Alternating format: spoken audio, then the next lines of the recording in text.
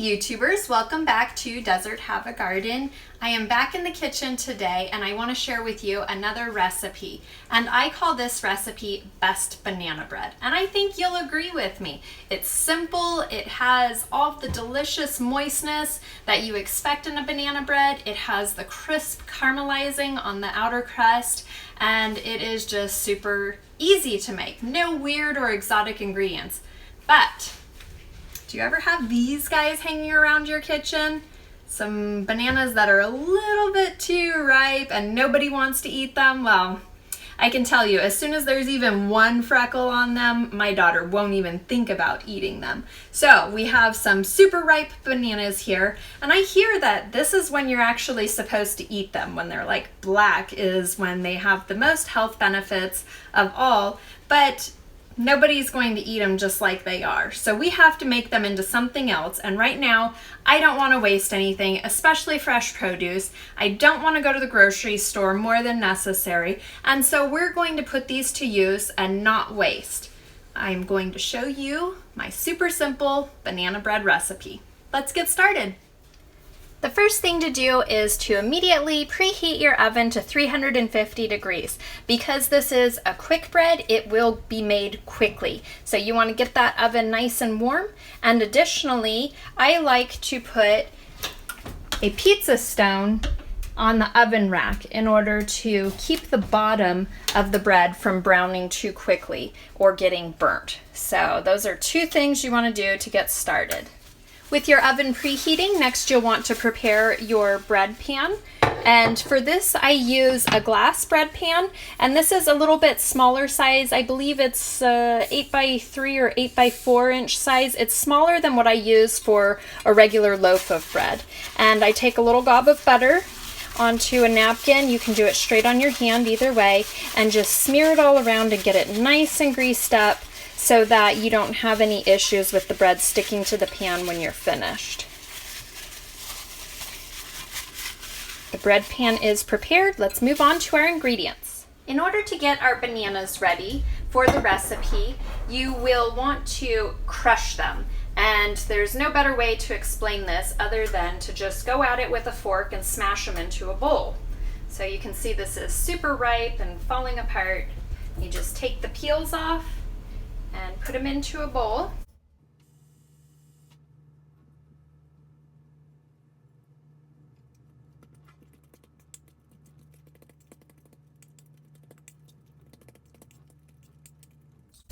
So using that fork, we just mashed them all up in there. Put that bowl aside, and next we will mix our dry ingredients. I use a separate bowl for the dry ingredients, and here we will have 1.5 cups of all-purpose flour,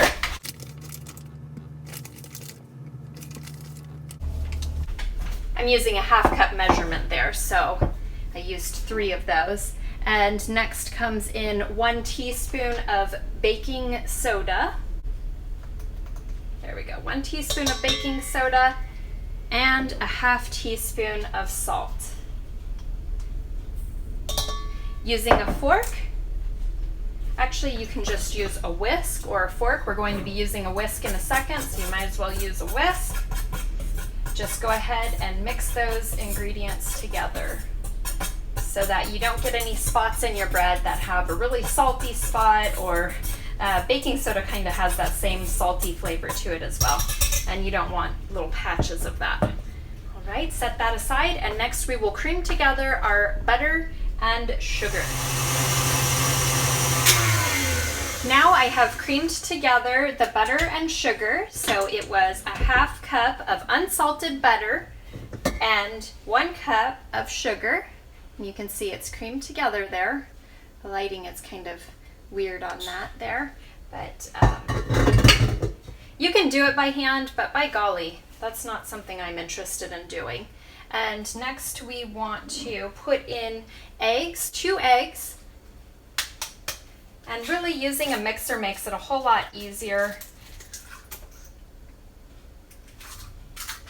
And the same thing can be achieved with a hand mixer, one of those handheld jobs. Okay, these happen to be duck eggs that a girlfriend gave me, So they're a little bit on the big side, but it still works just fine.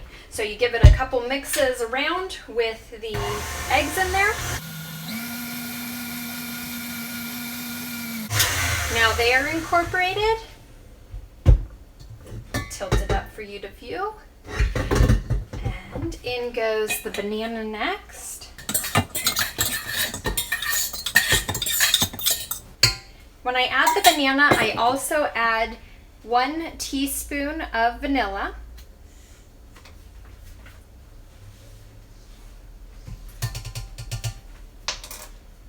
And go ahead and mix that up well.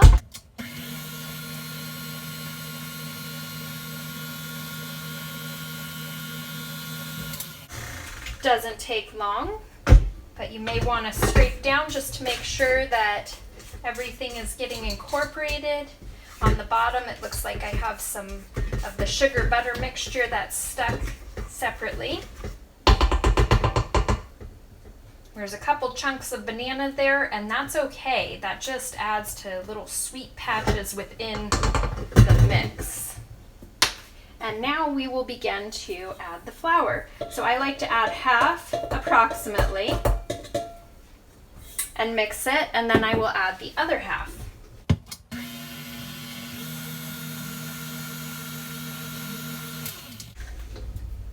In goes the second half of flour mixture. Try not to make a mess like me.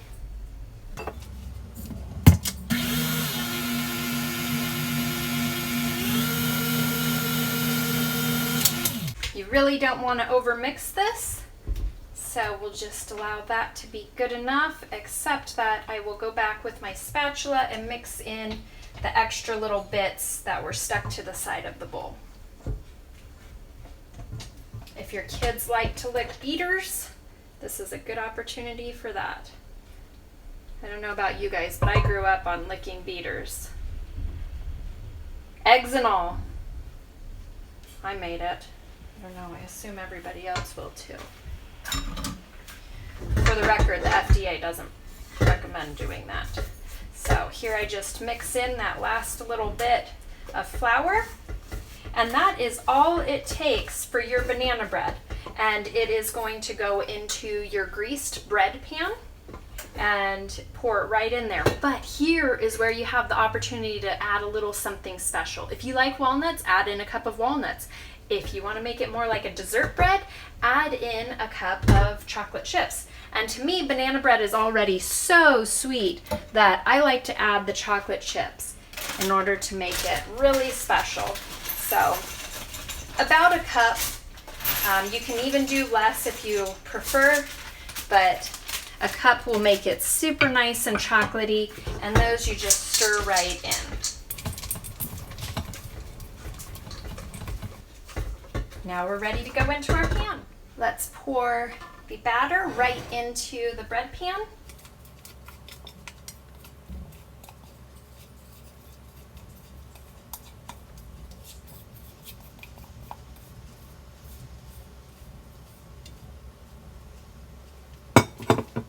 Using the spatula, I level it out a little bit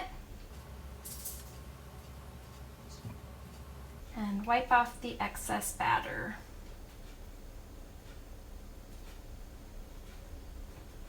Now it's ready to go into the oven. Now you have your loaf ready to go into the oven. Make sure you have your pizza stone in the oven ready to go, already preheated with the oven. That will keep the bottom of the bread from burning. And we will put this in for 55 minutes.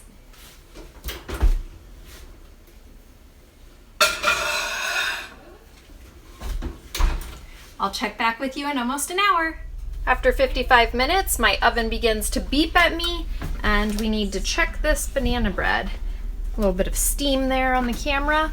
The bread is looking really nice, but I can see it jiggling as I'm pulling it towards me, so I can already tell it's going to need more time. The toothpick test is where you insert a toothpick and see if it comes out clean, and look how gooey that is. This guy totally needs some more time, so I'm going to give it 7 more minutes to start with, and we'll check again and see how it's doing. Now we're looking much better. Let's give it a try with the toothpick. And so it looks like it came out clean. We're going to call that finished. And this ended up taking a total of 15 more minutes, so an hour and 10 minutes. And I suspect that is largely because I used those duck eggs in the recipe, and duck eggs are so much bigger than the chicken eggs I normally use, which are usually a size large chicken egg. So here is our banana bread all baked and ready, looking beautiful.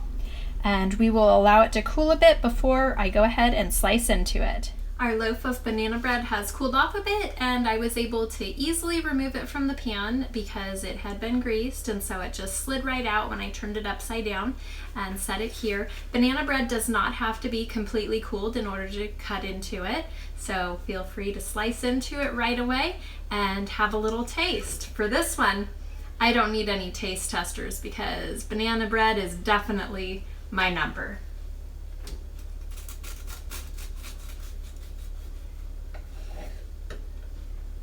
All right, I'm going to show it to you. So you see lots of chocolate chips in there, and it has a nice crisp golden crust that is super tasty. My outside got a little bit darker than I would like, but that was definitely because of the added moisture from the duck eggs. So if you're going to use extra large eggs like a duck egg, compensate with a couple tablespoons of extra flour in there, or just stick with the regular size large eggs. So here goes.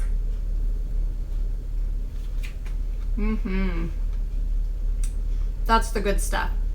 So I love banana bread just the way it is. You can also spread on some butter. You can toast it in the morning, put peanut butter on it. It's super awesome no matter what you do.